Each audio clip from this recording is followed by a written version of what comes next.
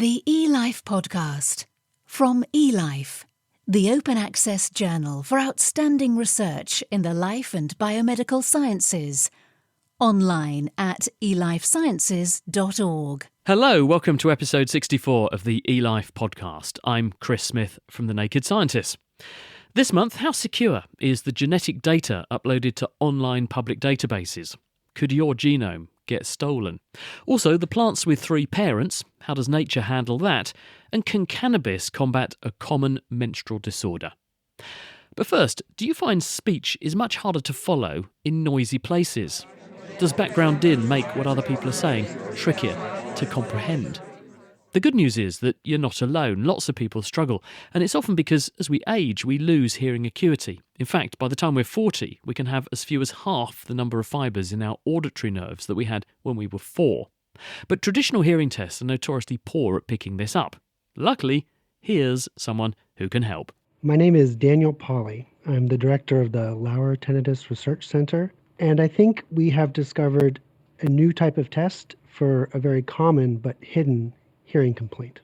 The problem, which many of us, especially if we've reached the ripe age of, say, 35 or older, confront is going to a crowded location like a bar, restaurant, or a pub in the UK, and we're listening to our conversational partner across the table, and they're speaking loudly enough, but somehow our hearing keeps getting pulled into the conversation from the people next to you. You're having a hard time separating the voice of the person talking to you from the voice of the people you're trying to have fade into the background.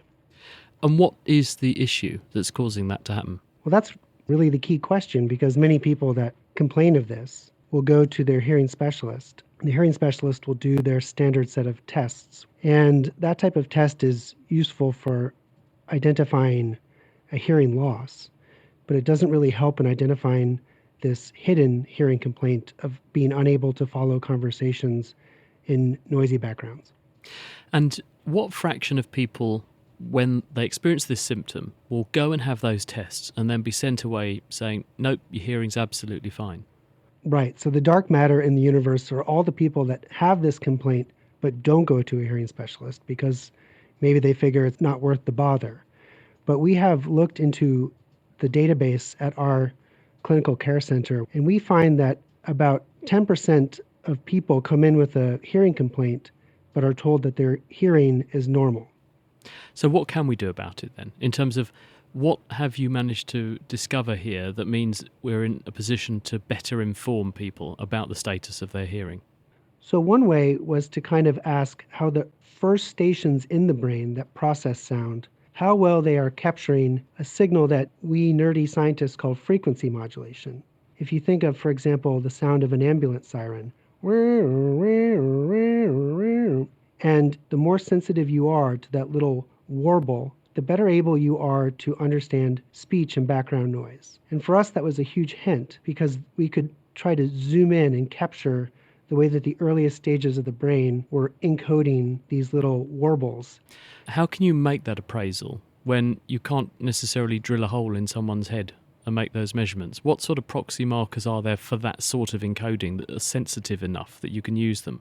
The ear is tiny, it is intricate, it is locked into the densest bone in the body. It is really trying to hide from us. It's really inaccessible. So what we can do is put an electrode in the ear canal so that we can measure electrical signals from the ear canal generated by the early stages of processing. Then we can play those types of sounds, those warbles, and we can analyze with what fidelity do the electrical signals lock into those subtle changes in frequency. And is there any way of then standardizing this? So you make those measurements. How do you then relate that to whether the person really does or doesn't have good hearing or struggles to hear in noisy environments? Do you just ask them, or do you play them other sounds to mask what you're presenting to them? How do you then work out how useful that is as a guide? That's one measurement. And then we need to relate it to how much they struggle with a challenge that resembles listening to your conversational partner across the table at the pub. So for that, we test their hearing when we challenge them with kind of a listening task that simulates listening in a crowded restaurant. they will have a conversational partner. We call him Fred. And Fred will read off a series of numbers. And meanwhile, two people next to Fred that are spatially separated a little bit will read off numbers at the same time. And so the listener's task is to repeat back the numbers that Fred said, and we'll see if they get confused by the numbers that the people next to Fred are saying. By, for instance, if they will latch into the wrong stream and repeat the wrong set of numbers. 6, 5, 3. And how do you tell how hard they're working at the same time? Because that was part and parcel of what we were saying. Yes. That actually, the brain has to do a lot of heavy lifting here to disentangle this extraneous noise that's coming in. So how do you get at that? I'm glad you asked, because we added another type of measure that's very different. And it relates to what many of us know as effort. If we're listening for now, let's say half an hour to that person in the crowded restaurant, we start to get a bit worn down. It actually requires a lot of effort to marshal all of these cognitive resources like attention and prediction, memory. Maybe you're trying to look at the mouth to integrate the visual signals with the auditory signals. And we cannot directly measure cognitive assets because there is no electrode for that. But what we can do is measure the pupil. And that may seem strange, but when we're using more effort to solve a problem, our pupils get a little bit wider. And so while they're doing that task of listening to Fred while trying to suppress the sound of Fred's neighbors, we're looking at changes in the diameter of their pupil. The people that are having to burn more cognitive fuel, to use more effort to understand, their pupils are getting wider than people who are having an easier time of it.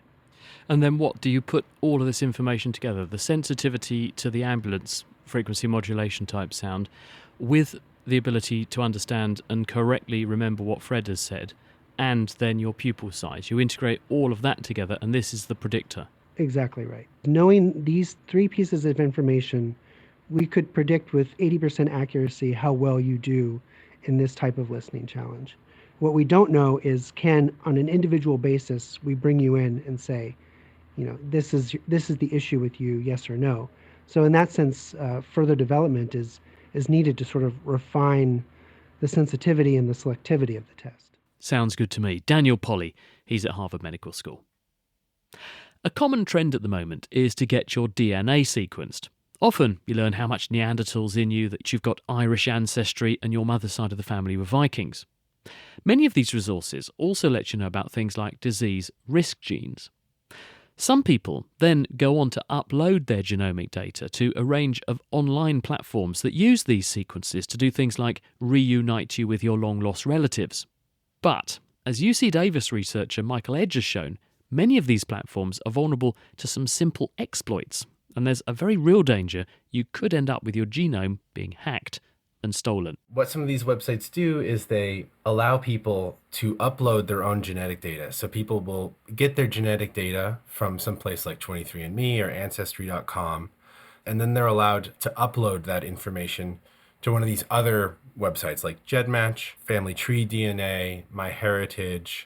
And one reason those have been really interesting is that law enforcement police have wanted to upload genetic information they have from a crime scene and use that information to find people who they're interested in. So one very high profile case was there was this serial killer in California called the Golden State Killer. And about 2 years ago, he was caught using this kind of method. So somebody uploaded genetic information to GEDmatch, was able to find some second and third cousins, and then ultimately track him down.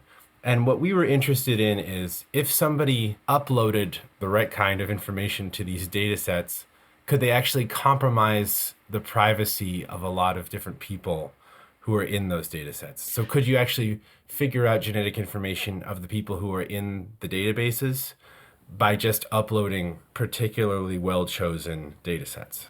Well, give me an example then of a way in which something could happen that would concern you. Well, one reason could be insurance.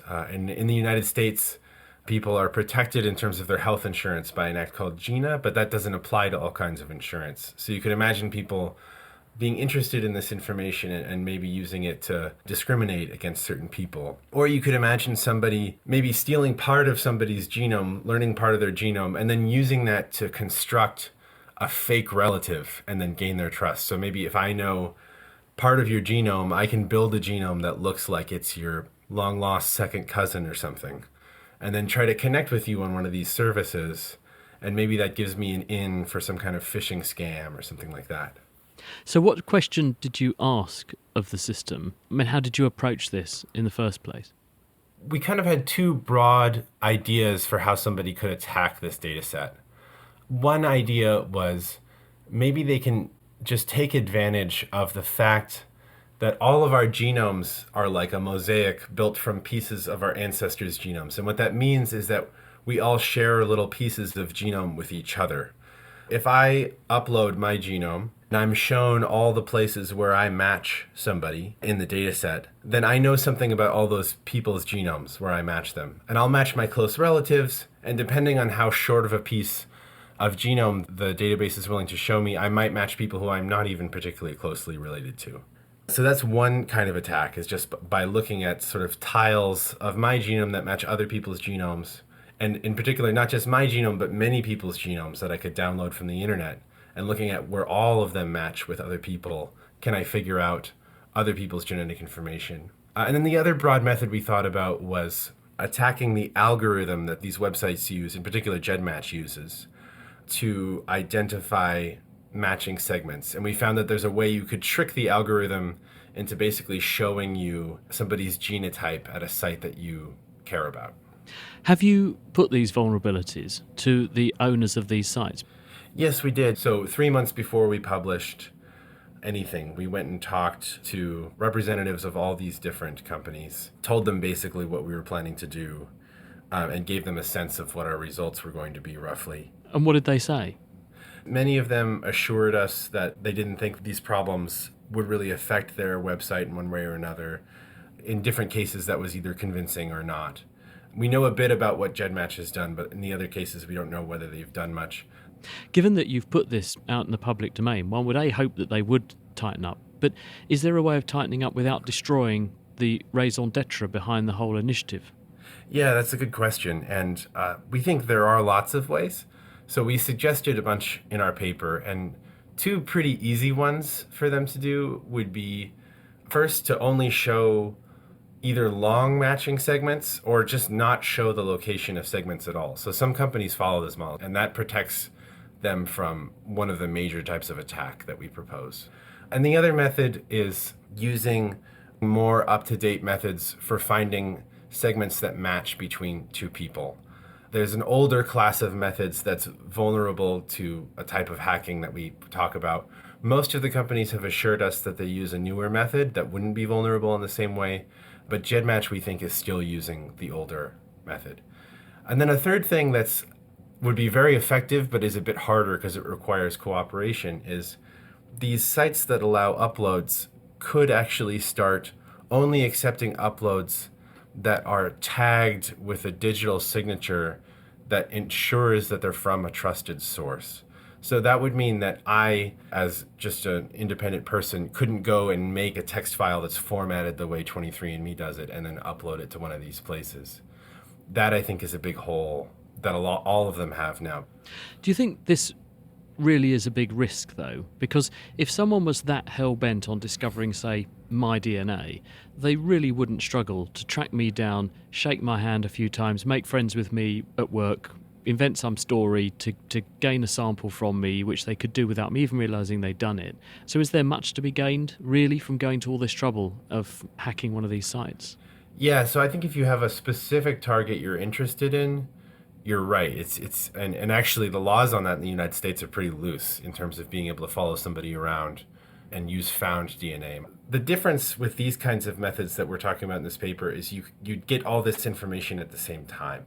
So rather than having to track one individual down or a set of individuals down, you get some information from potentially everybody in one of these databases. GEDmatch, for example, has over 1 million people in it. What would you say then is the bottom line here? What's the advice you give to people then? Just don't upload your DNA? I wouldn't say that. I mean, people come to this with a lot of different concerns and a lot of different interests. So I wouldn't say don't do it, but I would say to be very careful when you do it and to realize what you're sharing. This is information that's not just one's own information, it's about one's relatives, even very distant relatives, even unborn relatives. And once it's out there, you can't retract it in the way that, if my credit card information gets stolen, if I have to, it's a pain, but I can change it. And that's not true with our DNA, right? Some very sensible advice there. Michael Edge. You're listening to the eLife podcast. I'm Chris Smith. Still to come, scientists make a mouse model of the common menstrual disorder endometriosis and show that cannabis might help to combat it and the nerve cells that make us all fond of a cuddle. But first, when we reproduce, a single sperm is permitted to fertilise a single egg, bringing together two half sets of chromosomes to produce a cell containing the full 23 pairs. And if anything goes wrong with this process, such as two sperm fertilising the same egg and contributing too many chromosomes, the result is usually lethal. But plants, on the other hand, seem to be able to tolerate this quite well and may even rely on the process to drive their evolution. When a flower is pollinated, the male pollen grows down the flower stigma towards the egg.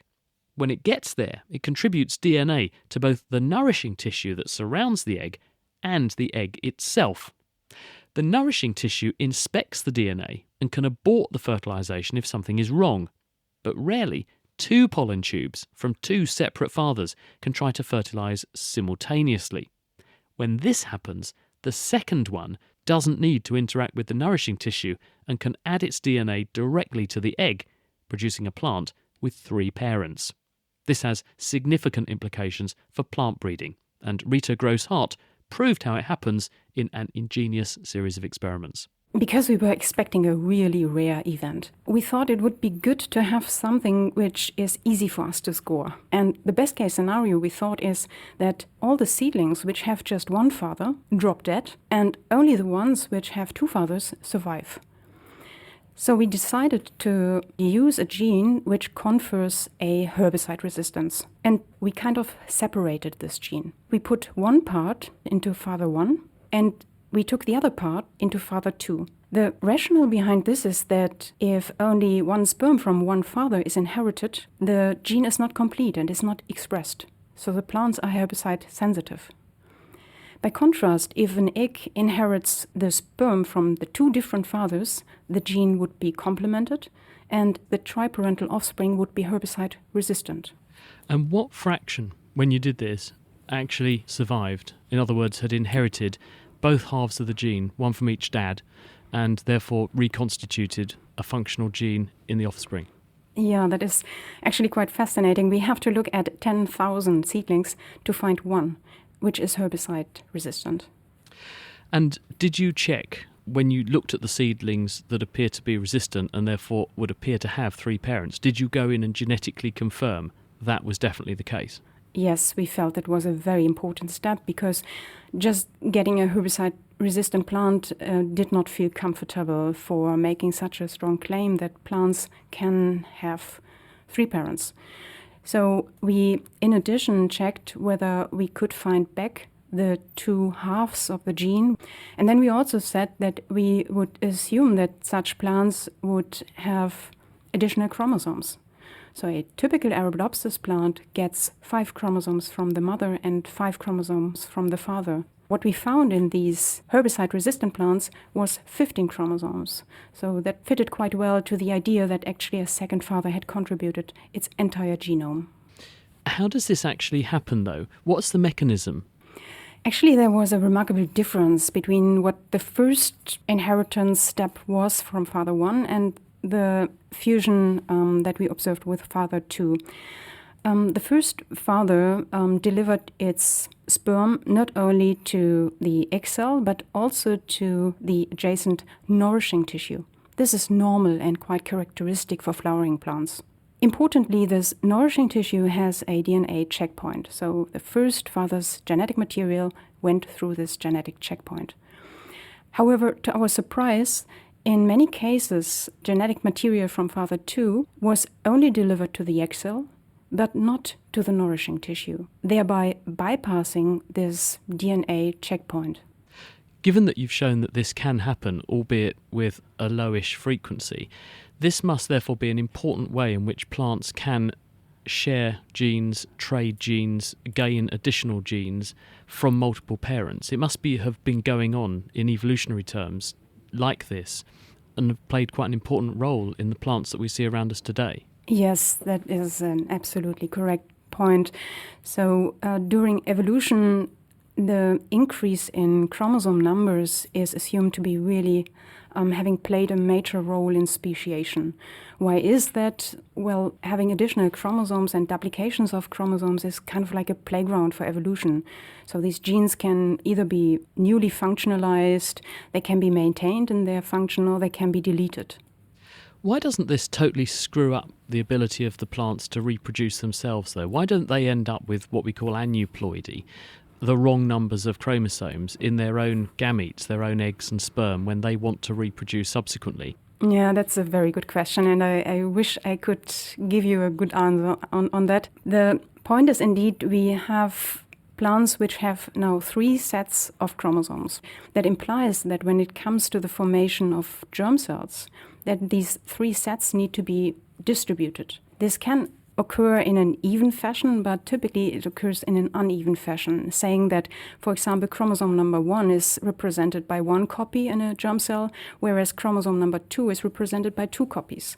And this gives different ratios for gene products, and that can cause turmoil and developmental problems. However, we saw that some 40% of these plants which had 3 chromosome sets were able to give rise to fertile offspring. Was that just by chance, do you think? Just by luck? They happened to select just 1 copy of everything in the one particular gamete that was successful, and so that's the one you saw? Or do you think there's a mechanism at play here? Nature has made provision for the fact that it's allowing this extra set of chromosomes to sneak through from time to time, so it's got a mechanism to deal with it when it happens? There has been speculations, for example, that shutting down chromosome copies might do the job here. But to my knowledge, this is not clarified, how plants actually manage to tolerate these extra chromosomes in comparison to animals, which are highly intolerant for this scenario. Now, what are the implications of this? We've touched on why evolution might want to live with this, because the benefits are obvious. Is there any implication in terms of where we see ourselves going from a plant breeding perspective? Yes, we think that this has implications for plant breeding because the combination of beneficial traits from 3 parents in a single cross can speed up breeding processes. That is one aspect. A second aspect which we consider important is that plant breeders often have the problem that they cannot combine plants because they are not related enough. And this is actually detected in the nourishing tissue, which checks for the DNA quality and quantity. And then if the test is not passed, the seed simply aborts. If we now have a means that the second father is not going through this quality check, then there would be maybe an option to combine plants which we could previously not combine in such 3-parent crosses. Rita Grosshart, she's at the University of Bremen. 1 in 10 women has the condition endometriosis. The consequences can include disabling menstrual pain and infertility. The disease occurs, we think, when some of the tissue that lines the uterus, instead of leaving the body as menstrual blood, instead passes in the reverse direction, upwards along the fallopian tubes and into the abdominal cavity, where it implants in various places and produces cysts that bleed painfully and can provoke inflammation and adhesions.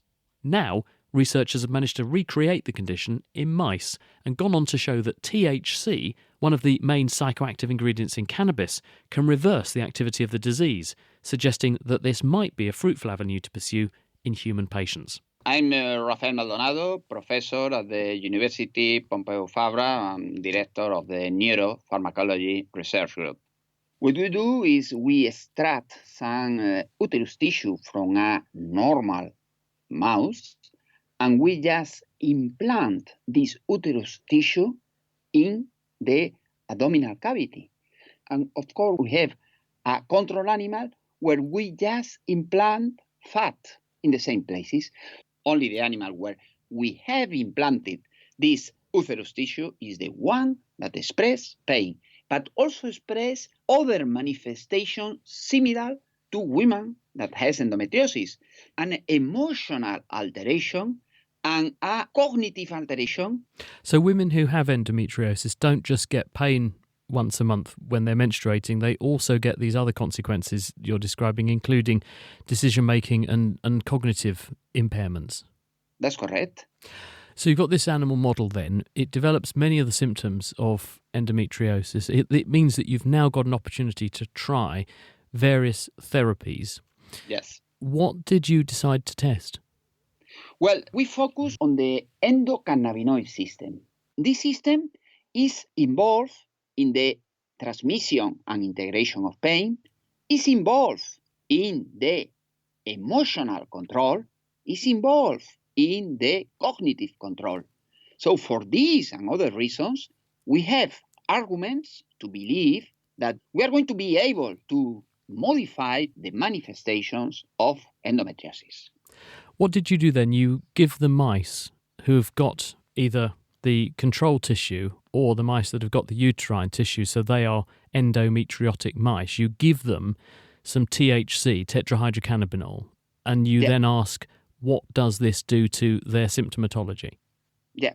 We give delta-9 tetrahydrocannabinol at a dose that is equivalent to a medium dose in humans. We administer this cannabis chronically in the animal. And then the animal feels less pain. Then we evaluate the emotional component. And we have decreased the cognitive impairment, and we have decreased the size of the cyst at the peripheral level. So we suppose that this effect is the combination of a central and a peripheral response produced by THC. And when you look inside the animals, can you see any differences in the way the tissue is behaving when you treat the animals with THC? Yeah, we do. We observe a decrease in the size of the cyst.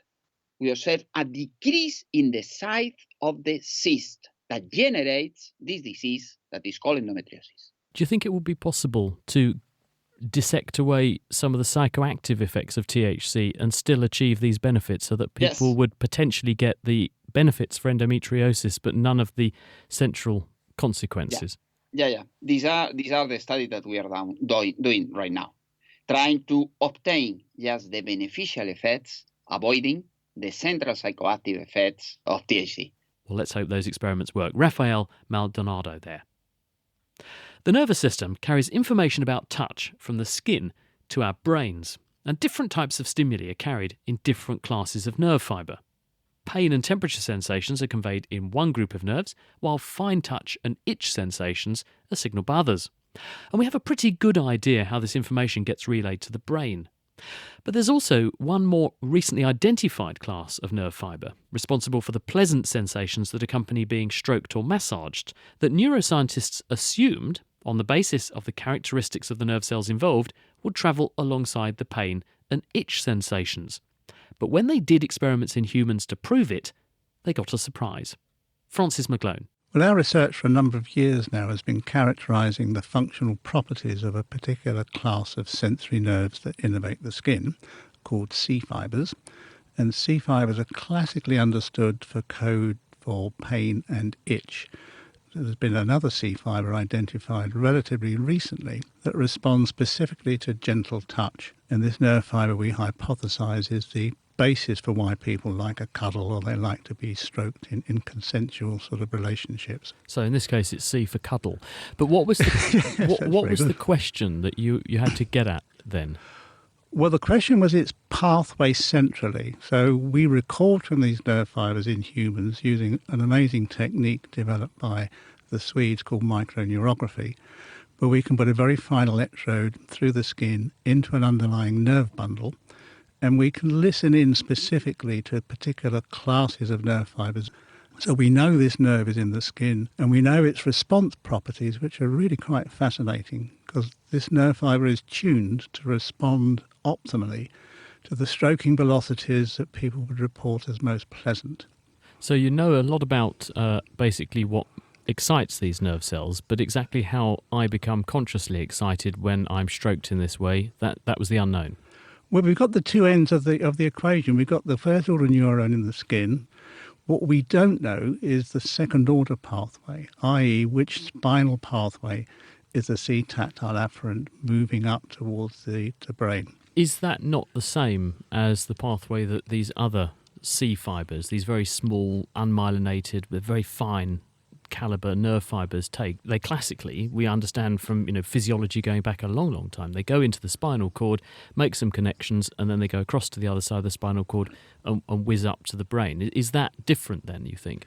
Well, that was our major hypothesis. That was the whole basis of this study, was to basically establish that the C-tactile afferent took the same spinal pathway as the other classic C fibres, the ones that code for itch and the ones that code for pain.